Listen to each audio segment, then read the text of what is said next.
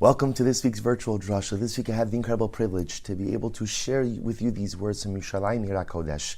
And although interesting enough in Eretz Yisrael, they're up to Parshas Matos. We in Chutz La'aretz are a week behind in Parshas Pinchas. Share with you an insight from the end of Parshas Pinchas. The end of the Parsha goes through the section of the Moadim, the section of the Yamim Tovim, going through the sacrificial order of each and every Yom Tiv. And the Parsha concludes with a discussion of Sukkos. But the truth is, the discussion of Sukkos ends with the discussion of Shmini Atzeres. The Torah says, this is in Parak Lamed, Pasuk Lamed Hey, chapter 30, verse 35. Bayoma Shmini Atzeres tialochem. On the 8th day, it'll be an Atzeres. We'll leave that word undefined for just a moment. Komaleches avoda lo sasu. Don't do any malacha. Don't do any types of forbidden labor. And then the Torah goes on to describe par echad, ayil echad. You go out and you offer up one bull, one ram, 7 lambs, a much smaller sacrificial order. This is the Yom Tov of Shmini Atzeres. So the interesting question is, what does that word Atzeres mean? So Unkelos says, interestingly enough, K'neish Yehi L'chon. It's a day of gathering. Rashi understands it a little bit differently. Rashi says, Davar Acher, Itzru Milotzes. Atzeres means to stop. That although when the Yom Tov of Sukkot is over, it would be tempting to return to normal life, Shmini Atzeres comes along, and Shmini Atzeres says, stop, don't go anywhere. Don't go anywhere just yet. Just for now, stay where you are. Stay where you are. And Rashi then goes on to say something so beautiful, that over the course of the Yom Tov of Sukkot, we offer 70 bull offerings. Those 70 offerings corresponding to the nations of the world. And then HaKadosh Baruch Hu says, when all of that is over, Bilakasha mikem, asuli su'ude kitano. Now that we've taken care of the nations of the world, make for me a small little meal, just for you and me. Just for you and me. And Chazal used the lashon that HaKadosh Baruch Hu says, Kasha alai predaschem. Kasha alai predaschem. Ultimately, again, it's difficult. Actually, the next Rashi on the pasuk says that as well. Kasha alai mashal melech she'asa su'uda. It's comparable to a king. Ultimately, again, who made a su'uda for his family. It's time for the family to leave. And the king says, Kasha alai predaschem. Don't leave just yet. Ikvu od yom echad. Go ahead and stay for one more day. Stay for one more day. Stay for one more day. And the imagery is so beautiful. So the Yom Tov of Sukkot, which is almost like HaKadosh Baruch Hu, to a certain degree, a connection to mankind. The 70 bull offerings corresponding to the 70 nations. And HaKadosh Baruch Hu says, it's been beautiful, it's been wonderful, but my children, I've been so close to you for all of these days. Stay one more day. That's Shmini Atzeres, Atzor. Don't go anywhere. Stay where you are. Kasha alai predaschem. The Lubavitcher Rebbe, Zikr Tzaddik the Kadosh Levracha, asks a simple question. He says, Aaron, what do you mean, Kasha alai predaschem? What does it mean that it's difficult for me, predaschem, your dispersion? It should have said, predasenu. It's difficult, our dispersion, or our disconnect, or our separation. In other words, the imagery that Rashi is painting over here is a king who's with his family. Kadosh Baruch Hu is the king, we're the family. The family is about to go home. The king says, don't go. I don't want to be separated from you. Kasha alai predaschem. So the Rebbe says, but that's not the right word. It's kasha alai predasenu. The king should be saying to his family, my separation from you, our separation, my separation from you, your separation from me, this is what's difficult. Predaschem doesn't mean our separation. Predaschem means your separation. And here the Rebbe says something absolutely beautiful. He says, Kasha alai predaschem is HaKadosh Baruch Hu talking to Klal Yisrael. And he says, when you're in shul together, Rosh Hashanah, you're davening together, ki ishecha b'leiv echad, with one person, one heart. When you're in Yom Kippur and you're fasting and you realize that everything is being decided for the year, there's such a sense of oneness. You come to the Yom Tov of Sukkot, v'samachta b'chagecho, it's ki ishechad b'leiv echad, like one nation with one heart. There's such incredible unity. And HaKadosh Baruch Hu says, I know what ends up happening when Yom Tov is over. All of Klal Yisrael retreats to its own corner. Remember, Sukkot, there was a mitzvah of Aliyah L'Regel. There's only one Beis HaMikdash. There's only one Beis HaMikdash. There's one address where all of Klal Yisrael has to come. The Beis HaMikdash is the glue for the nation. And there is nothing that makes HaKadosh Baruch Hu happier than having his children together, achdus within Klal Yisrael. And when Yom Tov is over, HaKadosh Baruch Hu knows that unfortunately, there's the possibility that factionalism may set in again. That's why he says, Kasha alai predaschem. What's difficult, HaKadosh Baruch Hu says to me, is not my separation from you or your separation from me.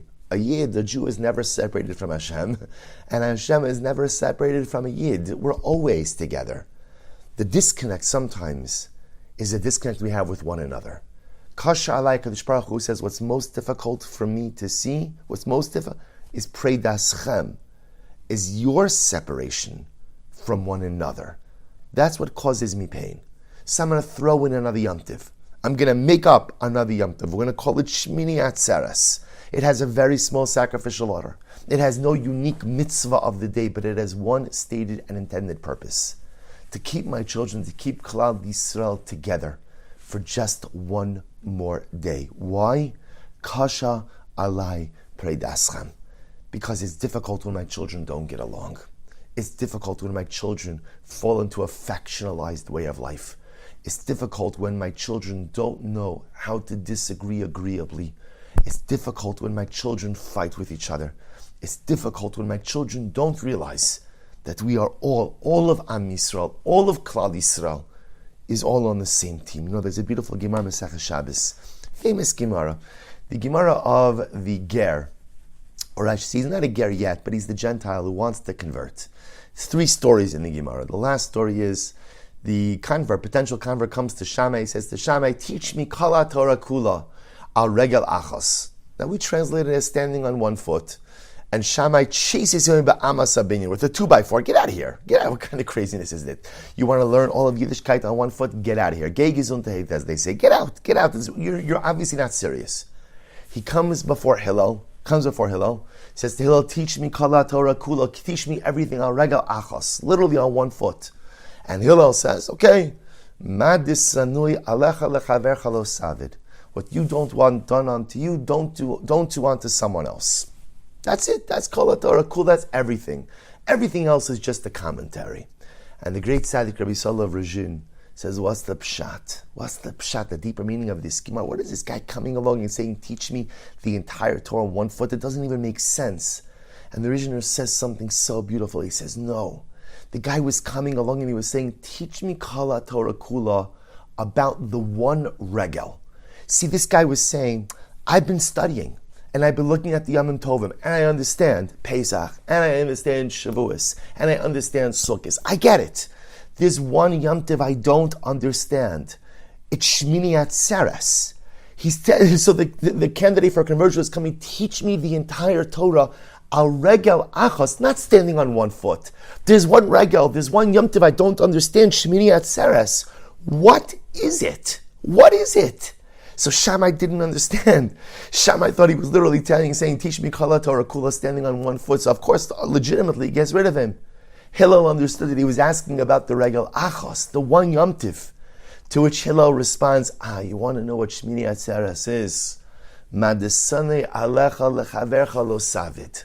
What you don't want done unto yourself, don't do unto others. Or in other words, the entire essence of Shmini Atzeres is v'ahavta l're'acha kamocha, to work on our love for one another. That's the essence of Shmini Atzeres. And dear friends, it is not an accident or a coincidence that we read this parsha during the 3 weeks. Because the truth is, what is our avoda during these days? Our avoda is to work on our avas Yisrael. Our avoda is to work on our love. And when I say love, I don't even mean like warm, effusive feelings of love. Just a feeling of acceptance for the other Jew. It's easy to love and to accept people who are like you, who look like you, who practice like you, who dress like you. But that's not what it means to be a Yid. That's not what it means to be a Jew. What it means to be a Jew is to recognize that I am part of this entire spectrum called Klal Yisrael. And it's always been a spectrum and it will always be a spectrum. And to think that somehow, some way, I can only love every Jew if they look like me, pray like me, practice like me, then I don't understand what it means to be a Shmini Atzeres Yid, and I don't know what it means, then I, like that ger, also don't know the meaning of the Regel Echad, the meaning of the Shmini Atzeres. Kasha alai prei daschem. Kadosh Baruch Hu doesn't say Kasha alai prei dasenu. He doesn't leave us. We don't leave him.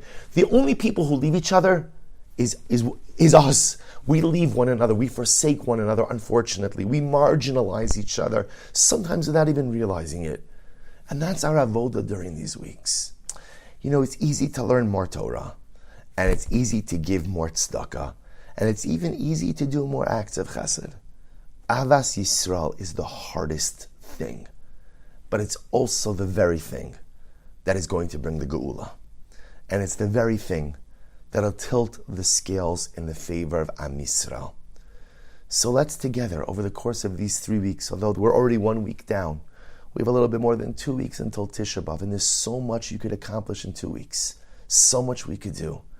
If we just work on our Avas Yisrael just a little bit, find a way to just become a little bit more accepting, find a way just to become a little bit more loving, recognize that Klal Yisrael is and always has been that spectrum of hashkafas, of ideologies, of levels of observance, and how we really have to learn a sense of respect, a sense of acceptance. We don't have to agree with everything. In fact, we could vociferously disagree with many things, but there has to be love even in the midst of disagreement.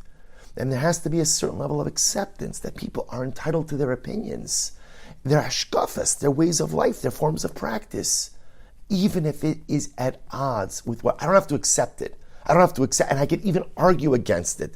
I can argue against it passionately, but I have to love. There has to be an underpinning of Avas Yisrael in all of that. Perhaps the message of Parashas Pinchas is that Shmini Atzeres can't just be 1 day a year, but we should be Zochem Yirtzeh Hashem to celebrate the Regel Achos, the Yom Tov of V'ahavta l're'acha kamocha, each and every day. Wishing everyone a good and Erev Shabbos and a beautiful Shabbos Kodesh.